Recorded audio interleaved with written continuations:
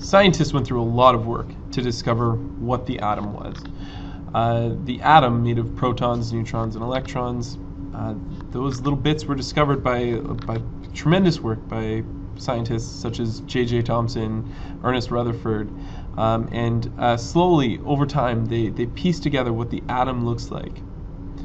The atoms that make up our universe, we call them the elements. Each element has its own properties. Now, some of the properties it shares with other elements, but when you start looking at all of those different building blocks, all those different atoms, they might all be made of protons, neutrons, and electrons, but every single one of them behaves differently.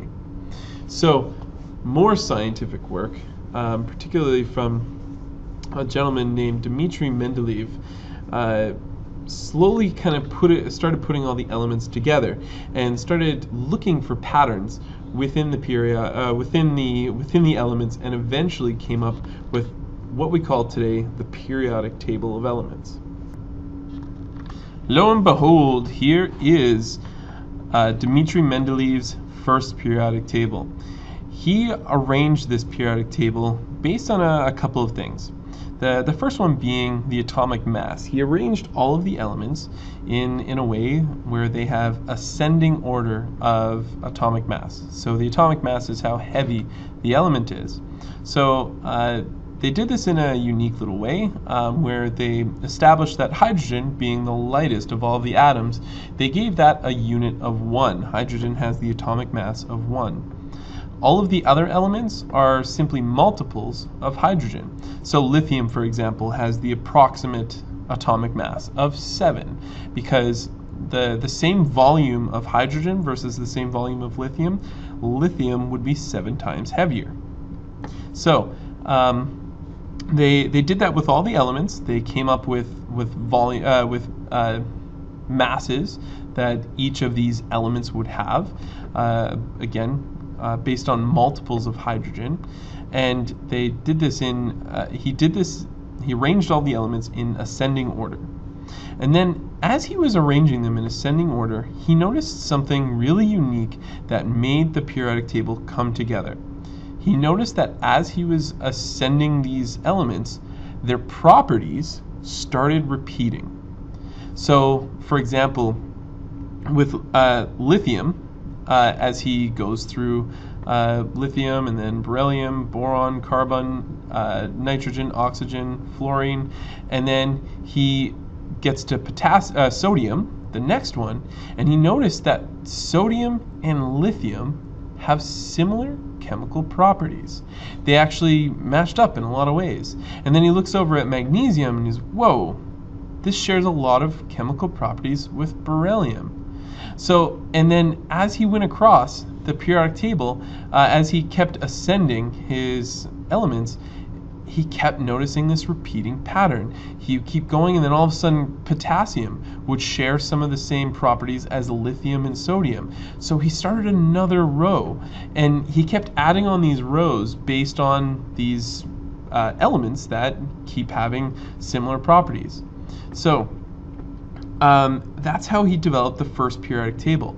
Now, why this periodic table was so awesome was because of its predictive power. And this is what makes a really good scientific theory. If a scientific theory has good predictive power, in other words, it holds up in the actual observable universe, then it's really solid. So when he is looking at these elements, he noticed that there was gaps. As he was increasing the atomic mass, he'd make a big jump from, say, 40 to 48, and he's like, wait a sec, all the other ones are kind of going up by like 3 or 4. How do we go from 40 to 48? There must be one in between. So he successfully predicted a huge number of elements. He found holes in the periodic table where he figured out that there must be elements that are yet to be discovered that must go there. And man, was he bang on. His predictions were able to predict not just what that element should look like, what kind of chemical properties it'll have, what its atomic mass should be, and that is the prime example of a great scientific theory where it makes predictions that come true and consistently come true. So Dmitri Mendeleev, the very first periodic table, and it was on the money. And here is our modern periodic table. This thing is a beast. It's a lot to take in all at once, for sure. So I sympathize with you if you're like, what is going on? But that's okay, because grade 9s, we only work with the first 3 rows and a little bit of these guys in the middle here. We'll talk about those later, but these are the ones that you need to recognize if asked, what does the symbol P stand for? Which element on the periodic table? You need to recognize that as phosphorus, or B for boron, or the other way as well. You need to know that magnesium has the elemental symbol of Mg. So what does each element on the periodic table contain? What information does the periodic table contain? So first of all, we're going to talk about each of the individual elements, so each square. So if you were to look at, say, oxygen, kind of an important one, oxygen has a little bit of data on it. First of all, at the top here, this is called your atomic number.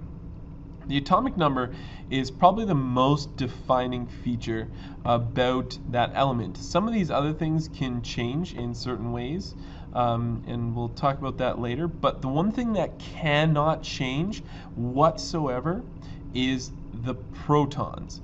The 8 is representative of the number of protons that are in the core of the atom. So in every single oxygen atom, every single one has exactly 8 protons in the core of its atom. Again, this is the single most defining feature of each of the atoms. If you were to change the number of protons in oxygen, say you were to shove 2 more protons into oxygen, it would actually change. If you had 8 plus 2, that would give you neon. That element would actually change. I'm not even joking on that. The stuff that you're looking at would change from oxygen to neon. If you were to mash together 2 oxygen molecules and you were to get 16 protons, then you'd have sulfur, a very, very different material. The number of protons is the single most defining feature of every single atom. So what else is on these elements? So when you look at it, you've got a few other pieces of information. So there's the elemental symbol as well. The elemental symbol is a shorthand version for the elemental name. And then the elemental name is the longhand version. That is the what we call each of these elements. So you might notice that some of these elements, like iron for example, doesn't have its elemental symbol doesn't match up with its elemental name. And the short explanation for that is we discovered a lot of this stuff before we started naming it in English. Iron was named in Latin long before we started calling it iron in English. The Fe stands for ferrum, which means iron in Latin. Another one, like mercury, the Hg stands for hydrogenum, which means liquid metal. In Latin, mercury is a liquid at room temperature. So again, some of these gold, silver, copper doesn't have a U in it in English, but it certainly does in Latin. So elemental symbols don't always match the elemental names, but work best with it as you can. So other pieces of information on here. This number down here, a really important one, this is the atomic mass. This is about how much the element weighs in comparison to hydrogen. Hydrogen has the atomic mass of 1. The 8 there is because of its electron that it has. But if you were just looking at the basic hydrogen atom with just its proton, it would be a 1.000.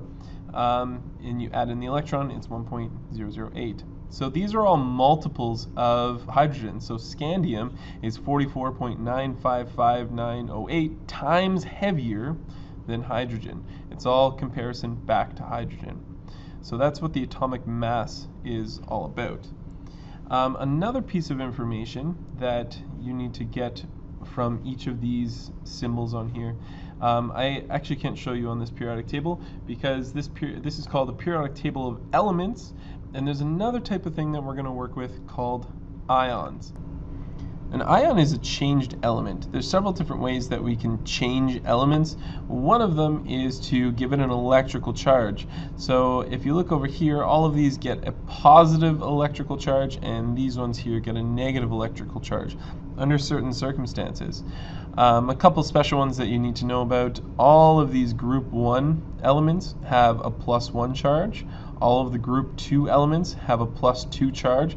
So again, if you're just focused on the first 3 rows, you need to know that hydrogen, lithium, and sodium have a +1, beryllium, magnesium have a +2, and then if you skip over here, you need to know that fluorine and chlorine both have a -1 charge, and then helium, neon, and argon all have a 0 charge. These ones are called the noble gases. When they have a 0 charge, that means that they won't chemically combine with other atoms. They're kind of loners in that way. So the +1 charge, +2 charge, -1 charge, 0 charge. Some important ones that you need to know about.